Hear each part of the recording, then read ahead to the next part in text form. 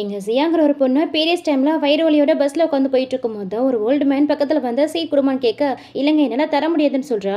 எவ்வளவு திமிரு உனக்குன்னு இந்த ஆளு அந்த பொண்ணுடைய மடியிலே உட்காந்துட்டாரு. உடனே இந்த பொண்ணு எழுந்து எட்ட போயிடா அந்த ஆளு சீட் பிடிச்சா அவர் வைஃப் உட்கார சொல்றாரு. அந்த லேடியும் உட்காரலான்ட்டு வரும்போது அந்நேரம் பார்த்து பஸ் டிரைவர் சடன் பிரேக்க போட இந்த லேடி பக்கத்துல இருந்த கம்பியில போய் இடிச்சுக்கிறா. உடனே இந்த லேடியும் எல்லாமே ஒன்னாலதான் சொல்லி அந்த அப்பாவி பொண்ணை பிடிச்சு தள்ளி விட இந்த ஆளு அந்த பொண்ணை செவிலி அடிச்சு ஒழுங்கா பணம் கொடுன்னு சொல்லி மிரட்டிட்டு இருக்கான். இங்க இந்த லேடி வர இடிச்சு திரும்ப லேசாதான் ஆனா பயங்கரமா தலையை வலிக்குதுன்னு சொல்லி ஆக்ஷன் போட்டுட்டு இருக்கா. உடனே இந்த ஆளும் டிரைவர் கிட்ட போயிட்டு என் வைஃபுக்கு அடிபட்டுச்சு ஒழுங்கா ஹாஸ்பிட்டலுக்கு வண்டி விடுன்னு சொல்ல ஸ்டேஷன் வரும்போது தான் வண்டி ஸ்டாப் ஆகும். இடையிலலாம் எங்கேயும் போக முடியாது நிப்பாட்ட முடியாதுன்னு டிரைவர் சொல்ல இப்போ ஹாஸ்பிட்டலுக்கு போறியா இல்லையான்னு கேட்டு அந்த டிரைவருடைய தலையிலேயே போட்டு அடிச்சிட்டு இருக்காரு. இந்த ஆள் அடிக்கிறது பத்துலன்னு அந்த ஆளுடைய வைஃப் ஓடி வந்து இருங்க நான் அடிக்கிறேன்னு சொல்லிட்டு அந்த டிரைவரை போட்டு அடிச்சிட்டு இருக்க டிரைவரால பஸ் ஹேண்டில் பண்ண முடியாம மரத்துல மோதி ஆக்சிடென்ட் பண்ணிடுறாரு. நல்ல வேலையா அந்த பஸ்ல வந்தவங்களுக்கு யாருக்கும் எதுவுமே ஆகல. எல்லாரும் தப்பிச்சும் பொழைச்சோன்னு இறங்கி வந்து நின்னா பஸ்ஸோட டிரைவர் போலீஸுக்கு கால் பண்ணி சொல்லிடுறாரு. உடனே இந்த ஓல்டு மேன எல்லா பிரச்சனைக்கும் நீ தான் காரணம், நீ மட்டும் ஃபர்ஸ்ட் எனக்கு சீட் கொடுத்துருந்தா இந்த பிரச்சனையே வந்திருக்காதுன்னு மொத்த பழியவும் அந்த பொண்ணு மேல தூக்கி போட அதை கேட்ட மற்ற பேசஞ்சர்லாம் அந்த பொண்ணு மேல எந்த தப்பும் கிடையாது, எல்லா தப்பும் உங்க மேல தான் இருக்குன்னு சொல்லிட்டு இவங்க ரெண்டு பேரையும் பிடிச்சி திட்டிட்டு இருக்காங்க.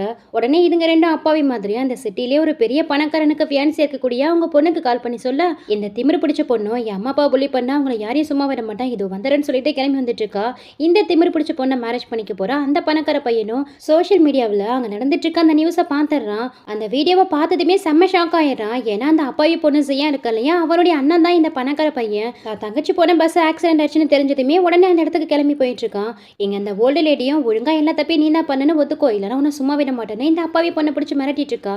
அதை பார்த்து கோவப்பட்ட பஸ்ஸோட டிரைவரும் பேசஞ்சரும் அந்த பொண்ணு மேல எந்த தப்புமே இல்லைன்னு சொல்லிட்டு அந்த பொண்ணுக்கு சப்போர்ட் பண்ணி இவங்களை எதிர்த்து நிற்கும் போது அப்போ கரெக்டா அவங்கள மோதுற மாதிரி ஒரு கார் வந்து ஸ்டாப் ஆக அந்த கார்ல இருந்து இந்த திமிரு பிடிச்ச பொண்ணும் அவளுடைய பாடி கார்ட்ஸோட வந்து இறங்குறா. வந்ததுமே பயங்கர கோவத்தோட அங்க நின்றுட்டு இருந்த எல்லாரையும் சரமாரி அரைஞ்சிட்டு நான் நினைச்சேன்னா இந்த சிட்டியை விட்டே அவங்களை டிசப்பேர் ஆக்கிடுவேன்னு மிரட்டிட்டு இருக்கா. அது மட்டும் இல்லாம அப்பாவி பொண்ணையும் பிடிச்சி இழுத்துட்டு வந்து அவ கார்ல மோதி அந்த பொண்ணை போட்டு அடிச்சு டார்ச்சர் பண்ணிட்டு இருக்கும் போதே அந்த பொண்ணுடைய பிரதர் அங்க வந்தாரான். தான் தங்கச்சி இந்த அளவுக்கு ஹியூமிலேட் பண்ணி டார்ச்சர் பண்ணதை பார்த்ததுமே இந்த பிரதரும் ஓடி வந்தா அந்த ஃபியான்சி பொண்ணை கண்ணத்துல அரைஞ்சு கீழே தள்ளி அவ கூட நடந்த எங்கேஜ் பண்ணி கேன்சல் பண்ணிடுறான். உடனே அவளும் நல்ல மாதிரியே நான் மன்னிச்சிருங்க நான் தெரியாம பண்ணிட்டேன்னு சொல்லிட்டு இந்த பொண்ணு கிட்டே அவங்ககிட்ட மன்னிப்பு கேட்டுட்டு இருக்கா. ஆனா இந்த அப்பாவி பொண்ணு அவளை மன்னிக்க தயாராகவே இல்லை. அழுதுகிட்டே அவளை பிடிச்சு தள்ளி விட்டுறா.